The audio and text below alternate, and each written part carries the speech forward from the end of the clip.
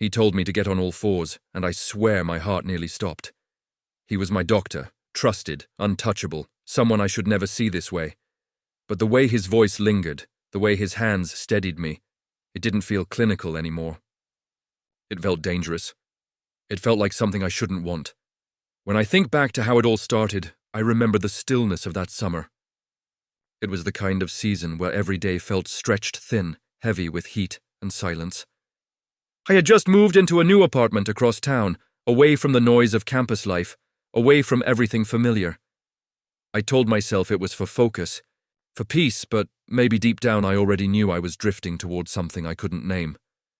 The clinic was just a few blocks from my building, small, quiet, with a waiting room that smelled faintly of antiseptic and lavender air freshener. I hadn't paid much attention to the doctors there until one morning when my name was called, and I walked into his office for the first time. He looked up from his notes. Dark hair, sharp lines softened by a warmth in his eyes. He smiled, not the practiced professional kind, but something real, something that landed in my chest before I could prepare myself. "Take a seat," he said, his voice low, even. And I did, feeling like I had just stepped into a place where the air was different. Our appointments were supposed to be routine. Checkups, advice, adjustments to things I barely understood about my own body. But it wasn't the medicine I noticed. It was him. The way he leaned forward when I spoke, listening fully. The way he remembered small details, like the book I had mentioned in passing, or the fact that I hated early mornings. It unsettled me. Doctors weren't supposed to feel like this, like they saw you, not just your chart. Still, I told myself it was nothing. Admiration. That was all. Respect for someone older, more grounded, someone who carried himself with a kind of quiet authority that drew me in. But then there were moments. Small ones, barely noticeable if you weren't looking. Like the way his hand would brush mine when he passed me a form, or the way his gaze lingered a second too long when I laughed nervously. Or the silence that sometimes stretched between us, heavy, charged, as if both of us were waiting for something unspoken to fill it. I tried to ignore it. I told myself I was imagining things. But late at night, lying awake in my new apartment, I would replay our conversations in my head. His voice, his eyes, the way my name sounded when he said it. It was wrong, wasn't it? Doctors were supposed to be boundaries, not temptations. And yet, every appointment left me with a strange ache.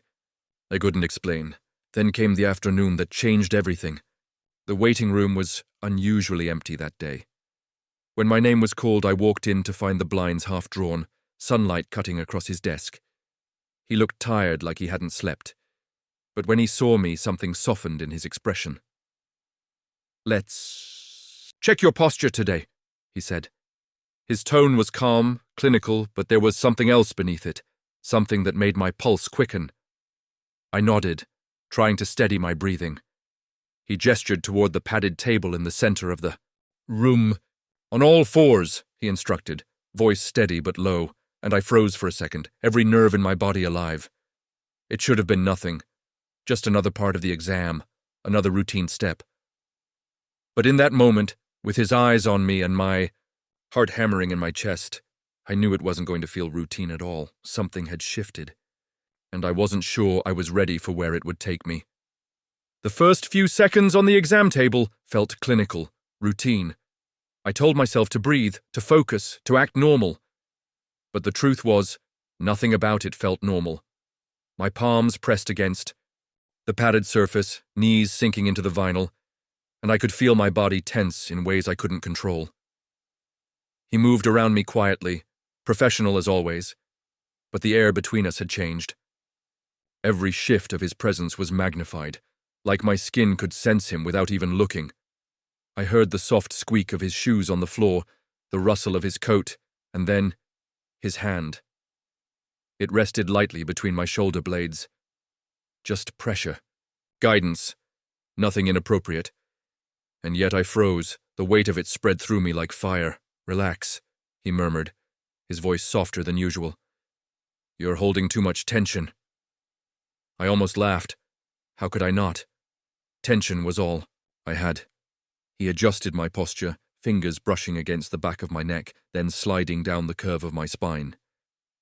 His touch was professional, measured, but my heart betrayed me, hammering loud enough that I swore he could hear it. "Better," he said, almost to himself. His hand lingered for a beat too long, then withdrew. When I finally sat back up, I couldn't meet his eyes. My cheeks burned. I grabbed my things quickly, desperate to escape the storm I knew I was carrying inside me. But just as I reached the door, his voice stopped me. "You're improving," he said. There was a pause, and then quieter. "Don't be so hard on yourself," I nodded without turning around. I didn't trust myself to look at him. The days after that appointment were a blur of conflicting emotions. Every time my phone buzzed, with a reminder for my next visit, my stomach twisted into knots. Part of me wanted to cancel, to put distance between us before something broke. But another part, a stronger part, counted down the days, the hours, until I'd see him again. At night. My thoughts betrayed me. I'd picture his hands steady and firm. The way his voice dipped when he told me to relax. I hated myself for it. I told myself it was just fascination, nothing more. But deep down, I knew it was more, much more. When I walked into the clinic next, everything felt heightened. He greeted me with the same calm professionalism, but his eyes gave him away. Or maybe it was just me projecting what I wanted to see. The appointment moved quickly, but toward the end he asked, "Do you trust me?" It was such a strange question in that context. I hesitated, searching his face, and managed a quiet, "Yes." He smiled faintly. "Then let's try something different today." He guided me back to the table, showing me a new stretch. His hands adjusted my arms, his chest close enough that I could feel his breath at the side of my face. My body betrayed me. I leaned back into him just slightly, but enough for him to notice. For a long moment, he didn't move. Then, slowly, deliberately, his hand slid down my forearm, lingering against mine before he let go. My heart raced. "It wasn't an accident, it couldn't be. Sorry," he said suddenly, pulling back.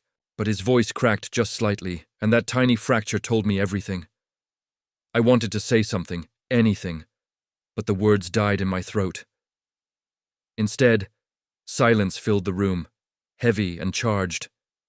I could feel his eyes on me, waiting, and daring me to acknowledge what had just passed between us. Before I could, a sharp knock rattled the door. "Doctor!" the receptionist's voice called. "Your next patient is here." I jumped, nearly stumbling as I stood. He cleared his throat, his composure snapping back into place like armor. "We'll continue this next time," he said evenly, as if nothing had happened. But I knew, and so did he.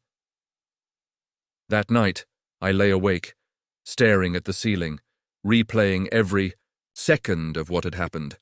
His touch, his hesitation, the way my body had leaned into his like it already knew what it wanted. Shame churned inside me. This was wrong. He was my doctor. There were boundaries. Lines that weren't meant to blur, and yet when I closed my eyes, all I could feel was the ghost of his hand against mine. Something had shifted, and there was no going back. I woke to the faint sound of my door creaking. At first I thought it was part of a dream, the kind of half-real noises your brain makes up when you're slipping between sleep and waking. But then I heard it again, a soft push, a careful step. My heart thudded. Froze, eyes still closed, breathing shallow as if pretending to sleep might protect me. The air in the room felt thicker, heavier. Someone was here. "Doctor," I whispered, my voice hoarse with sleep, not even sure why his name was the one that fell from my lips. There was silence. Then, finally, a low reply. "It's me." He stood in the doorway, a tall shadow against the faint orange glow of the street lamp filtering through my curtains. For a second, he didn't move. Neither of us did. We just existed in that charged pause, the air vibrating with things unspoken. "I shouldn't be here," he said finally, his voice rough, almost breaking. "Then why are you?" My voice cracked, a mix of accusation and plea. He stepped inside, slow, hesitant, as though each footstep cost him something. When the door clicked shut behind him, the sound was too loud in the quiet night, final, like sealing us both into a secret we couldn't undo. I pulled the blanket closer to my chest, my pulse hammering so loudly I was sure he could hear it. "You can't." "I know." His hand went to his hair, dragging through it like he was holding himself together by a thread. "God, I know. I've tried to push it away. I've told myself 100 times it's wrong. But every time I see you, every time I touch you—" His words trailed off, trembling with something raw. "I can't forget it." Silence. The kind of silence that is louder than words. The ceiling fan hummed above us, but it only made the stillness heavier. "Why tonight?" I whispered, my throat tight. He exhaled, almost like it hurt. "Because tonight I couldn't fight it anymore. I needed to see you, not as my patient, not as someone I'm supposed to keep at arm's length. Just you." The confession sliced through me. Half of me wanted to scream at him, to demand he leave before everything collapsed. The other half wanted to reach out, to let the gravity between us pull me under. "You're crossing a line," I said, though my voice lacked conviction. "I know." His eyes were steady now, though his hands shook at his sides. "Tell me to leave, and I'll go, right now." The words hung there like a lifeline. All I had to do was say one word: go. But I didn't. My lips parted, yet nothing came out. My silence was its own answer. Instead, I whispered, barely audible, "Close the curtains." For a heartbeat, his expression shifted. Shock, then something else, something darker. Without a word, he moved to the window and drew the curtains shut, blocking the world outside. The room sank into shadows. When he turned back to me, the distance between us felt dangerous, like a cliff edge. He walked slowly, each step deliberate, until he stood at the side of my bed. The faint scent of his cologne wrapped around me, sharp and intoxicating. "You're shaking," he said softly. "So are you," I shot back, my voice trembling. Let out a short, broken laugh, his hand briefly covering his mouth. "God, this is insane." "Then leave," I said, though the words were hollow, brittle. He didn't move. Instead, he reached out. His fingers brushed a strand of hair from my face, slow, deliberate, like he was memorizing the shape of me. My breath caught at the contact. His hand lingered longer than it should have. "Don't look at me like that," I whispered. "Like what?" His voice was rough, closer now, like you already know what I'm thinking. His lips curved into something that wasn't quite a smile. "Because I do." The words unmoored me. I closed my eyes, but that only made his presence sharper. His nearness was unbearable, magnetic. I felt the warmth of his breath as he leaned in, his forehead brushing mine. "Say the word," he murmured. "Tell me to stop." I didn't. The silence between us was an answer louder than any words, and then finally he kissed me. It was tentative at first, soft, almost cautious, as though he was afraid I might push him away. My hands shook, but instead of stopping him, they found his shirt, clutching it in a desperate grip. The kiss deepened, raw and frantic, as if we'd both been starving and only just now admitted it. Years of restraint, all the denial, all the unspoken tension, it shattered in that single breath.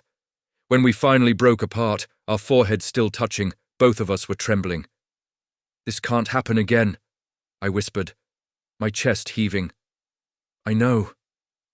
His voice was hoarse, almost broken. But tonight, it did. For a long moment, we just stayed like that, caught in the stillness, breathing the same air, knowing the damage was already done.